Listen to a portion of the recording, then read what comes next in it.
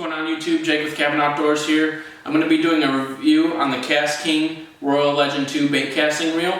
I just want to say this is not a paid promotion. I'm not getting paid by KastKing to say any of this. I'm giving my honest review on this reel. I have it paired up on a Jawbone. I picked it up at Dick's Sporting Goods. It's a 6'6" medium heavy rod. It's a two-piece rod. It's nothing fancy. I just wanted to more test out the reel rather than having a super nice rod. So I'm going to be giving a review over this. This is a 7:2-to-1 gear ratio, and I believe this is 8-pound fluorocarbon line that I have paired up on here. I'm going to take it off this rod just so I can do some close-up shots for you, and I'll kind of give you my full review, the pros and cons, and then you can kind of decide if that's something that you're looking for. So I'll leave everything in the description below for this reel. So here's the reel right here. Kind of see nice compact design. It's black and red. Handles are a foam, pretty comfortable handles. It's very smooth, durable. I haven't had much issues with it so far. I've had it for about 7 months now. I've used it from anywhere from river fishing to pond fishing to fishing lakes. I've fished it from my kayak. So I've used it for multiple scenarios. The biggest thing I would say is the price range. It's $39.99. I think it's definitely worth the money, especially for any kind of beginner getting into bait casting. You know, all these people have these $250 reels. This is a high quality reel that is in most people's budgets. I kind of have some stuff written down, so I'll just go over this one. So like I said, this is a 7:2-to-1 gear ratio. It is 26.8 inches of line every time you turn the handle. So you can really catch up to that fish if it's, you know, coming at you, or you can make a lot of casts and cover a lot of water. That's why I got the 7:2-to-1, is because I like to make multiple casts, you know, cast an area, move on. If nothing bites, you know, you can really get back in there. If you do get a bite, you can cast real quick. You know, it's more of that fast-paced kind of fishing. Next is, it's got 5+1 dual shielded stainless steel ball bearings. So this reel is really smooth. It feels good. You know, when you're turning it, it feels just really smooth, and that's one thing I really like about it. Also has 8 brakes. So there is the adjustable 10 dial right there. I don't know if this is gonna focus on that. So you can see right there, you can change the brakes.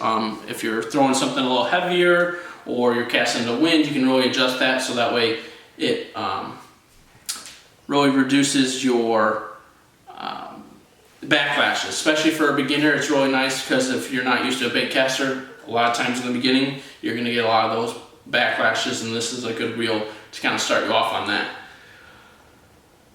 Another thing is, it also comes in 5.4-to-1 gear ratio, so if you want a little bit slower retrieve, you can also have that option as well. The next thing I'll say is it has a 17.6-pound drag.